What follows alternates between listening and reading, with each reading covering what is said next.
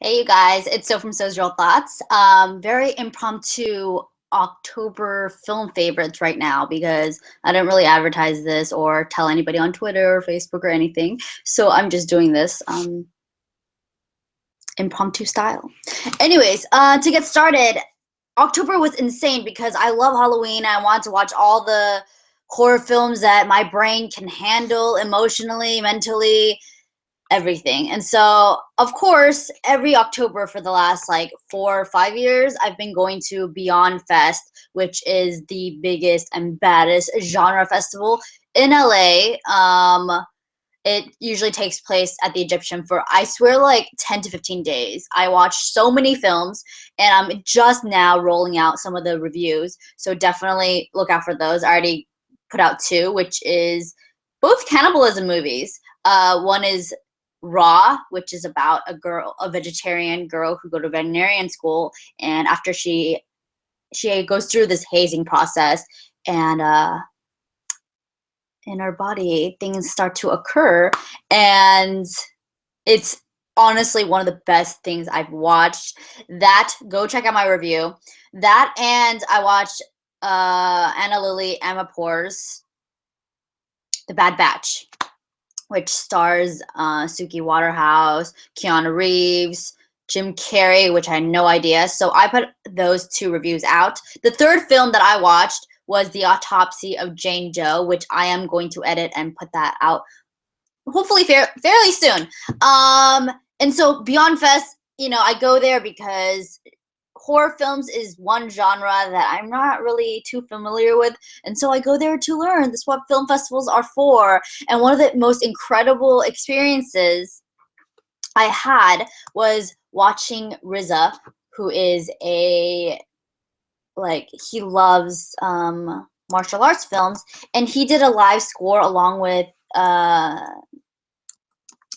let me just double chambers. So we were watching 36 Chambers of Shaolin, and he was doing a live score of that, and it was so cool because he did it according to like the timestamp and everything, and the action and the music just amplified everything, which was incredible. And I loved that. That was like one of the most, I've been to a lot of screenings, I've been to a lot of live scores. That is by far one of the most memorable and coolest things I've ever done. I feel like living in LA kind of gives you access to a lot of things. And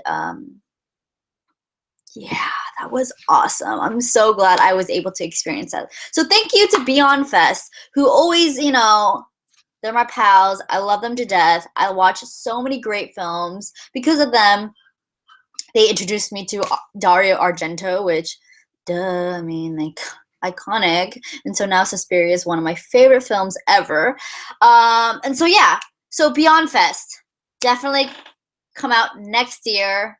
It's madness. It's absolutely chaos, and I love that about them. And so during October, I also got to sneak in American Honey for one, and The Handmaiden, which both came out in October, which I did a review for both of them. So check that out on my channel. I loved both of them. They were so incredible in so many ways. And so for my October film favorites, I'm not going to talk too much about them because I already did a whole review. So you got to check it out for itself, because if I did a review, spent all that time, I liked it and it's worth watching. And so one of the films I really, really wanted to make a review for, which I need to get around to it. I watched it at Beyond Fest, which is Denis Villeneuve's Arrival, which is out now, starring Amy Adams. Oh my God, you guys, post-election, this is the film that you need to watch. And it's so necessary to our conversation in life and everything else. And it makes you see and appreciate the broader, more better things in life, the more important things in life. And I loved it. Denis Villeneuve he's magical and he's amazing. One of the most incredible filmmakers I have yet to be living in the same era in, and he does no wrong. He's doing the new Blade Runner, which, you know, for remakes, okay, everything's gonna get remade. But if it was anybody, I would love it that it was him doing it, and it is. And he's oh my god, he's so freaking amazing. And so definitely go watch Arrival. The tagline is like, "Why are they here?" And I think when you watch the trailer of Arrival, you're like, what is this? Another sci-fi film, alien film that, you know, has infiltrated Earth? Why are they here? So corny. But when you watch it, I feel like they made the trailer so you went in not knowing anything, because just don't watch the trailer. Just go in open with an open mind, and you'll be blown away by everything that's going on. I loved Arrival. One of the best movies of this year, and one of the most important conversations we need to have as human beings, especially in the broader sense, considering that it's not, I feel like nowadays people are so hateful, people to people and as humans, but then when you are human to alien, it's like, fuck. You can't even, it's on a different plane at that point. And you know, Denis Villeneuve has such acute sensibility, and he's able to translate things that aren't really tangible in a way that's accessible.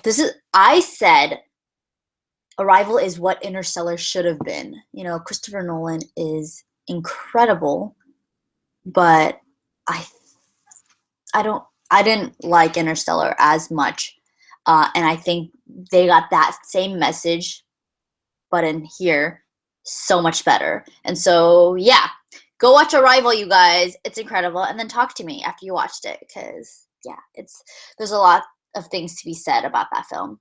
Okay, moving on. The Eagle Huntress. I went to Cinefamily as always, and I had the pleasure of watching The Eagle Huntress, which directed by Otto Bell. It's about this girl, Ashil Pan, who's 13 years old, and she's the first female in 12 generations of Kazakh family to become an eagle hunter. Like, literally, you're an eagle hunter. You have to go out and, like, search for your eagle, who is basically a pet, who you are entered into this national contest where you have to train your eagle to hit certain scores at a certain time, certain speed, and everything else. And no female has ever done it yet, and she did it, and she's 13, and I thought it was incredible, because you're so out of your element, and it's just really incredible to see this very young girl do things that, like, older people can't even do, despite gender. It's just like a fearful thing, because you have to, like, go search for your eagle, which is like on top of a cliff, and you have nothing to hold you back, and you're just climbing down. And it was just one of the most inspirational films I've seen, and I was so moved, you guys. I was like on the verge of tears. And the most incredible thing is, you know, people, I feel so fascinated by people in Kazakh, because they're such a small part of, they're not in Asia, they're like kind of in Europe. I'm not very good at geography, but Kazakh families and Kazakh cinema in general is so fascinating to me, and I love it. And she came to the Q&A. Like, Ashil Pan came to the Q&A with her dad, and it was just really incredible, because when you're in Kazakh, you're just in land, like, you're just in nature, and I feel like I would be so frightened if I just grew up in nature and then it came to LA, seeing all these cars, buildings, and let alone all these people that are interested. The Eagle Huntress, you guys, fantastic story. Daisy Ridley actually does the narration, which I think they want it to be more accessible to people. But honestly, without the narration, it's still exactly the same. Even probably would have been better if they didn't have Daisy Ridley. No shade. But they didn't need her.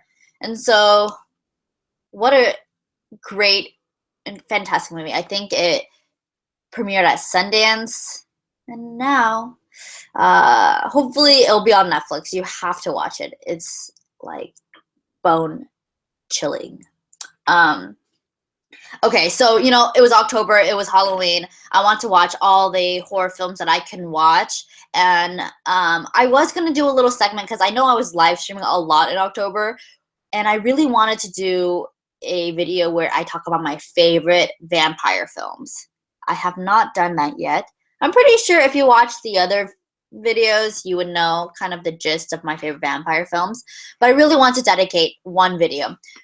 Regardless, so I watched a new film, a vampire film that I've been wanting to watch forever, which is Catherine Bigelow's Near Dark.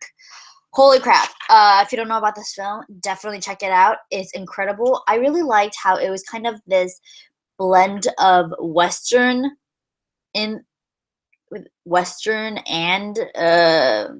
vampires, and it really taps into like, fuck, what if you get bit as a kid and you have to stay a kid vampire forever, and you're like so knowledgeable. It's kind of like Let the Right One In. You're so knowledgeable, and yet you're stuck in a kid's body, which is horrifying sometimes because you just can't do as things. And maybe your body isn't as developed or stunted strength-wise. So it's just there's different ideas in the vampire world that I found so fascinating, and Near Dark was one. It's just so incredible. I feel like it came out in the 80s. Yeah, it came out in 1987. It's a cult film. Not a lot of people know it, but I really loved it. It was about this cowboy who meets a girl, of course, and he gets kind of dragged into her vampire world after, she ends up biting him, turns into a vampire, and then he has to like leave his family in the farmland and fend for himself. And he really doesn't want to eat a human. He doesn't want to kill a human. And so it's like, how the hell are you gonna survive? You have to watch it. If you like vampire films, you gotta watch Near Dark. It took me. I think I was gonna try to buy a DVD, and it was like $40, and I was like, no. I'll wait. Luckily, my friend Sal from Chrome Yellow had a copy of the DVD, and I was like, I need to borrow it now. And it's probably one of my favorite vampire films, I can say. So maybe next year or pretty soon I will do a video just dedicated on vampire films. But I'm pretty sure you know what the half of them are. If there's other vampire films that I may not know, please let me know. I love how they can reinvent the genre so well, time and time again. It's just that world is so expandable, and I mean, there's certain rules that you have to follow in that world, but otherwise, it's free game. Okay, like I said, I really wanted to do a review on this, but I haven't. But I will, because it's so iconic. And that film is Moonlight by Barry Jenkins. If you didn't know, this film has been rated as like one of the best films of this year, and it's just my type of film. It's very picturesque and with swooping music. It's about a young man who deals with his dysfunctional family, his home life, and it's just a coming of age of him dealing with his sexuality. And there's just so many things. It's so beautifully shot. It engrosses you into this world and really puts you in his shoes. And even if you're not about, like, despite whatever your preferences or film tastes are, this is one film you have to see.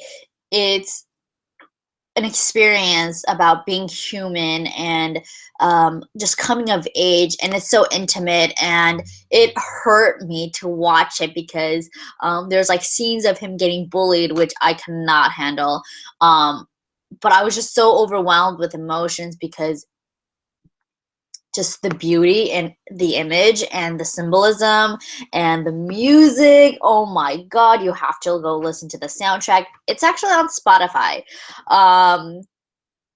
And yeah, Barry Jenkins, I haven't watched his previous films, but he is really incredible. I love the way he made and structured this film.